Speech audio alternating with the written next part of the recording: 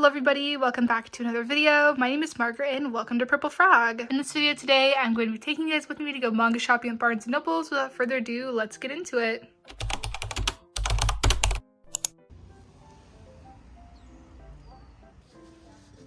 Okay everyone, we have arrived. This is a different location that I do not often come to, so I'm very curious and excited to see what they have. Here is their box set selection. They had a really good variety. I was really impressed. They also had Under the Oak Tree, the hardcovers, which were really cool. They also had like a lot of art books. They did not have the newest volume of Apothecary Diaries, but they had 12. I was missing it, so I grabbed it. I checked out Alice in Borderland, which I honestly, I need to get back into collecting that so bad. I love the series. Assassination Classroom, Bakuman, Banana Fish, Beastars. They had a really good variety of Berserk here, which was pretty nice to see. They also had a lot of Black Butler manga and Black Clover, which was nice to see as well. Expected, but good to see nonetheless.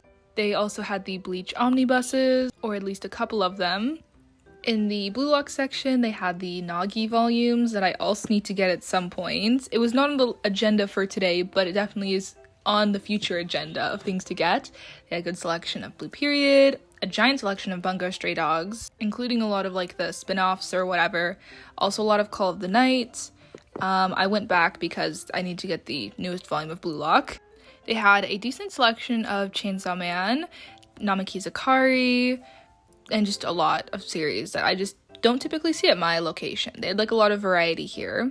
Recently I've been watching the Dr. Stone anime again, so of course a fan of Dr. Stone, Fire Force, and other series that I would like to collect in the future if I have space for it. They had a really small selection of Food Wars, and a lot of Fruits Basket and Full Metal Alchemist. They had some of the Haikyuu omnibuses. What are you guys' thoughts on these omnibuses? I personally think it would be better if they just did like a giant box set for all of them, but I digress. They had some Initial D, a lot of JoJo's Bizarre Adventure and Jujutsu Kaisen. They even had a couple volumes of Kami-sama Kiss and a decent selection of Kaiju number 8. They had a lot of the Last Game volumes, another series that I would like to get back into the future, like collecting physically.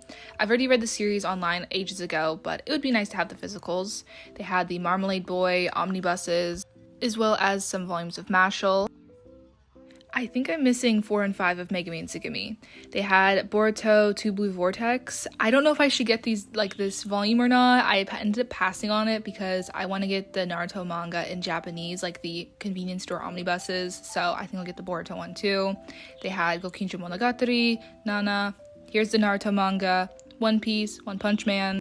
They also had a lot of the Ouran High School Host Club manga, which I was surprised to see. They had the Parasite omnibuses, or deluxe editions, whatever you want to call them. A lot of Pokemon, Promised Neverland. Here is a table of some of their newer releases. Kaiju number 8, Spy Family, Chainsaw Man, Frieren, My Hero, Dan Dan Dan Dan, One Piece.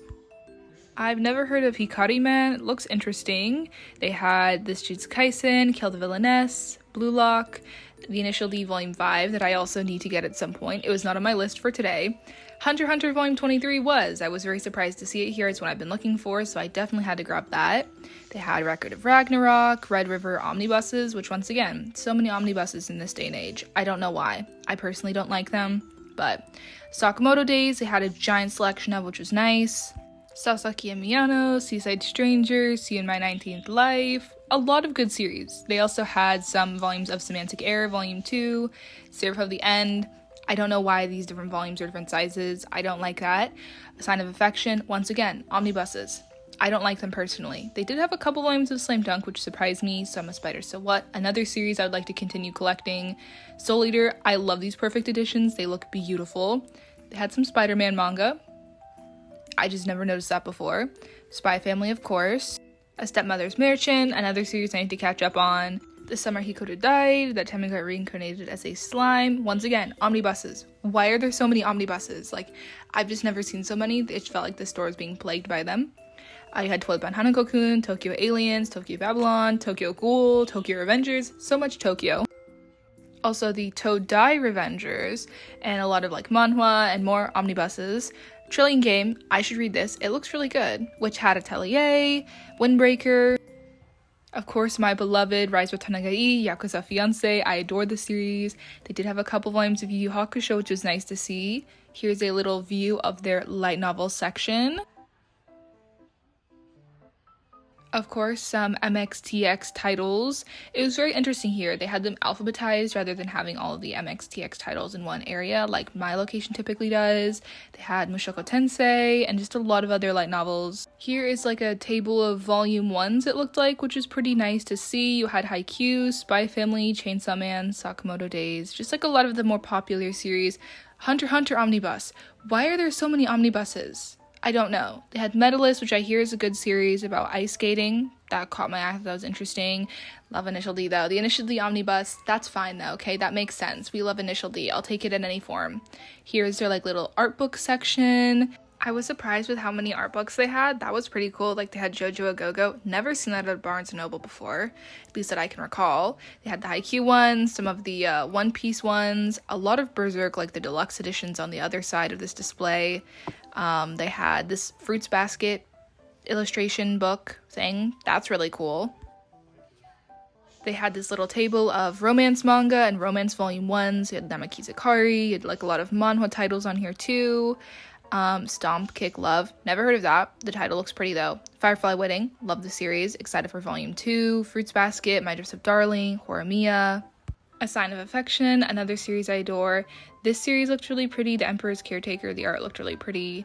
This was the LGBTQ table. A lot of different series and titles I've not heard of before, but look interesting. I just never knew that Love is an Illusion had a spin-off series. Must have flown under my radar. We have just a lot of different LGBTQ series, which I thought was nice. It was mainly BL rather than GL, so I wish there was like a little bit more of a even distribution there. But here is a close-up on the Parasite manga. Here's the One Piece omnibuses. Once again, I don't like omnibuses personally. If I can avoid it, I'll prefer singles. You have Orv, love Orv, a couple volumes of Natsume's Book of Friends, which I was surprised to see. They also had this series, Kimi no Todoke, like the spin-off, whatever, Soulmate. Cool. I haven't read it. Looks really pretty though. Here are the earlier volumes 1 and 2 I found. Once again, like this art is stunning. Like I haven't read the manga. I've watched the anime for Kimi no Todoke, so I guess I should read the manga because this looks really pretty. They had Mob Psycho 100, Moriarty the Patriot. Here's another pan of one of the bottom shelves. I did not able to like film that well, but here's a little clip of it. A lot of My Hero manga. And a lot of My Hero Vigilantes, which did surprise me. I was not expecting to see that. I love Tamaki on the corner here. Love Tamaki. This end cap had a lot of cool manga and anime memorabilia and merchandise, but after this, I checked out and headed home. Okay everyone, so I'm back from manga shopping, so let's get into the haul. Starting off, the first volume that I picked up was Apothecary Diaries Volume 12. I don't think I have this one. I don't know for 100% certainty since the series is actually back in my dorm and not at my house here with like the majority of my collection. I believe I have to 11. I was looking for 13 since that's a new release, and I know for 100% certainty that I do not have this one, or that one. I could not find it, but I did find volume 12, so I did grab that. Look how pretty this art is on this inner cover. It is gorgeous. This was $12.99, sadly. Published by Square Enix. Yeah, I'm really excited about this. Love Apothecary Diaries. It's such a good series. I think they just announced lookup figures, which is really cute. The next volume that I got was volume 23 of Hunter x Hunter. Another series or another volume that I don't think I have. But once again, the series is at my dorm. But yeah, I don't think I have this one. This cover is very striking, so based on my reference pictures that I have of what I have in my dorm, I don't have this one. 23 has been like a little bit of a harder one to find online, at least for like the discount sites that I tend to look for. But we have this cover here, which is very simplistic for Hunter x Hunter covers. Yeah, this retailed for $9.99, so this is one of the volumes before the price raise. We have Kilo on the back here, and yeah, I'm excited. I'm slowly but surely piecing my Hunter x Hunter collection together. When was this printed? I'm curious now. It looks like this was printed in March of 2022, so I'm excited that I have this. And the final volume that I picked up was Blue Lock volume, 17. So we have Psy on the cover here, and yeah, excited about this. Love Blue Lock, love to continue the series. I'm really quite happy with how frequent the releases are for this. Kodansha is doing a great job of just like consistently releasing the series, which is really great because I don't like to have like big gaps in between volumes. So yeah, here's the back. This retails for $12.99. I know in Japanese, I think they're up to like what, like 33, 30 something. So this is definitely like a lot longer of a series. I wonder how much, like I wonder how long the series is going to be when it's completed. Yeah, love the series. Super good. Yeah.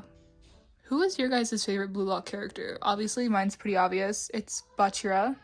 This has nothing to do with manga, but speaking of Bachira, I just made a Bachira Ita bag. Ta-da! So I have like all of my exhibition badges, and then I got this when I was in Japan. It's like a little can badge holder from Sanrio, and then I have this like little one I put on too, which is so cute.